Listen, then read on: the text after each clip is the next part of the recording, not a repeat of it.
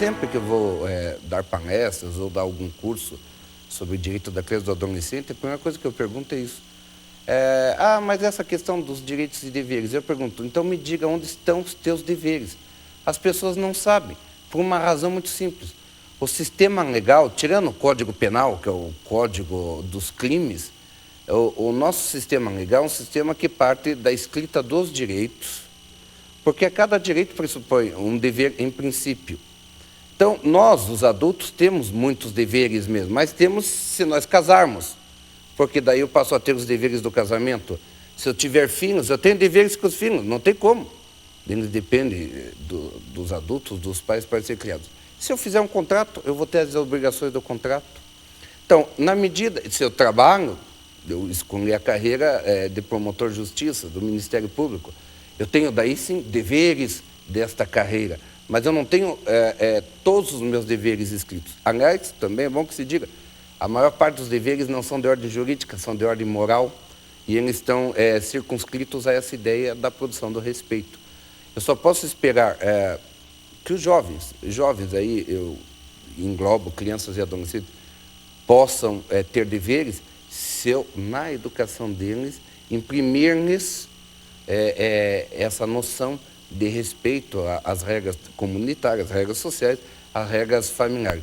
Para depois eu imaginar que esses mesmos jovens vão respeitar as regras do Estado, que são as leis escritas daí, são as leis que nos impõem determinados deveres. Eu só lembro mesmo de dois deveres que independem da nossa adesão, que é o voto obrigatório, que é um dever que independe da nossa adesão, e o serviço militar, que por enquanto só recai sobre os homens, né?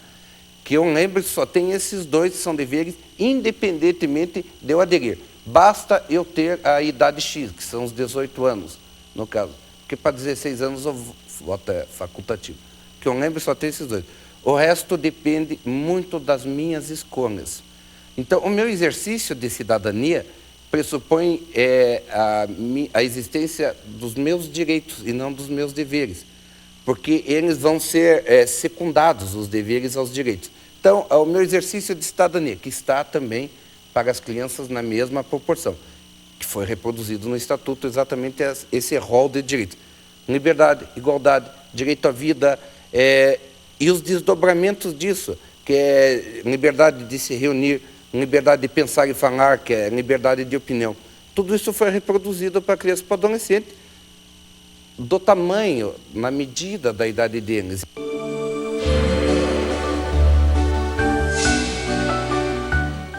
Eu, em princípio, eu posso pedir uma medida para obrigá-los a ir para a escola. É um dever, está escrito lá.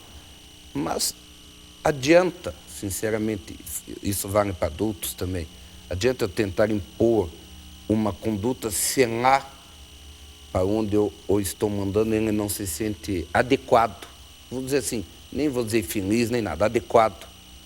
Por uma série de fatores. Porque o modelo não acompanha, porque ele não tem informação suficiente para entender que deve viver naquela comunidade, o ensino que está sendo dado para ele não está correspondendo às necessidades dele, ou ele é incapaz de entender que aquilo é importante para ele.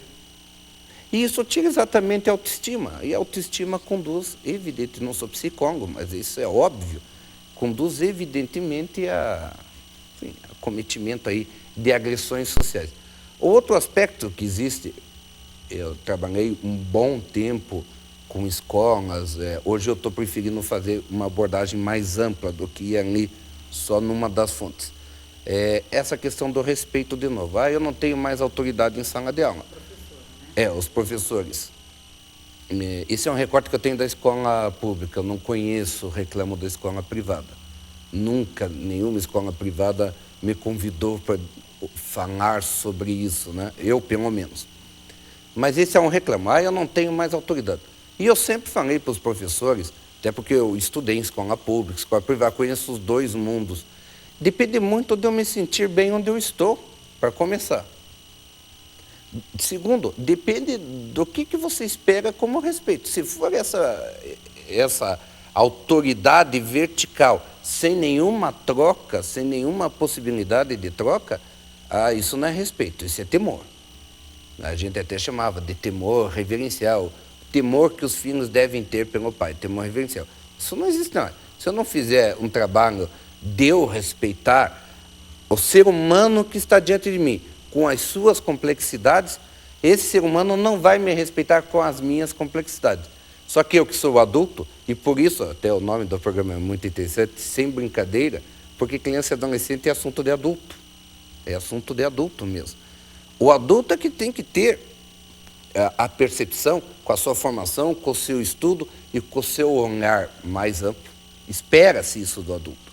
Se ele não tem, está na hora de ele adquirir.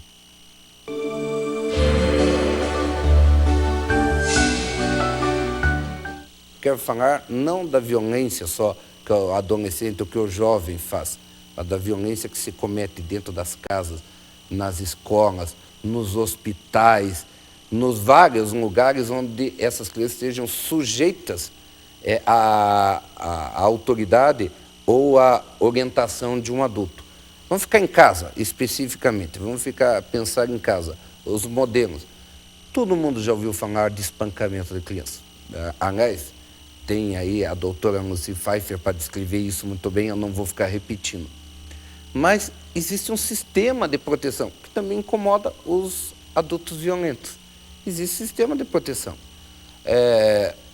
que está ligado ao juiz da infância e juventude, esse sistema, ao promotor de justiça da infância e juventude, ao conselho tutelar, que tem que ser convocado a cada momento e quem estiver insatisfeito com o serviço, por exemplo, do conselho tutelar, tem que reclamar para o Conselho de Direitos da Criança, que é um outro sistema, que é um outro órgão do sistema, que pode ouvir esses reclamos e pedir providências.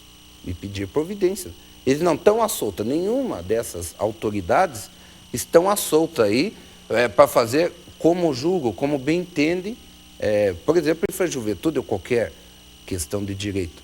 Existem normas que devem ser observadas, mas são, de qualquer forma, órgãos ou pessoas que podem ser procurados por no caso de um espancamento. O vizinho espanca o filho. E a vizinha vê e vê que a mãe não faz nada, porque a mãe morre de medo do pai, ou depende economicamente do pai, todos aqueles fatores. E apanha junto, às vezes, também. Quer dizer, pode ser até denúncia anônima. Não tem o menor problema. A polícia, esses órgãos todos vão ter que ter o cuidado de, pelo menos, dar uma olhada para ver se há alguma veracidade. Por isso que existem esses discos de denúncias. Ainda se está tentando operacionalizar um disco de denúncia da infância e juventude que é anônimo. Eu não preciso necessariamente dar todos os dados. Eu daria, obviamente, estou acostumado com o processo, né? Mas se a pessoa não quer... Agora, mesmo ela não quer se identificar, ela tem um dever de cidadania, ela tem um dever. Ela está vendo, imagine que é uma criança com os seus 4 anos que está sendo viciada. Ou é violência, ou são atos sexuais, violência sexual, violência física ou sexual contra a criança. É possível eu me calar? A pergunta é essa.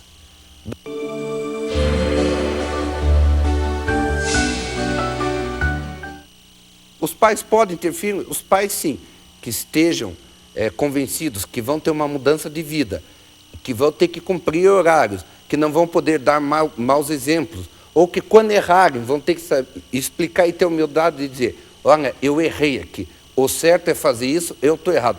Quem não tiver essa capacidade, pensando especialmente na sociedade contemporânea, onde as informações correm velozmente, e não adianta eu tentar impor uma autoridade verticalmente, voltando ao nosso começo, não adianta eu tentar verticalizar as relações, porque elas são de 2 mãos, elas são horizontais ou verticais, mas de 2 mãos. Quer dizer, quem não estiver preparado para isso, dê mais um tempo para ter filho, não tenha mesmo, eu proponho isso. Ou vá fazer lá uma análise, vá para um profissional para tirar a habilitação para ser pai e mãe. É a minha opinião.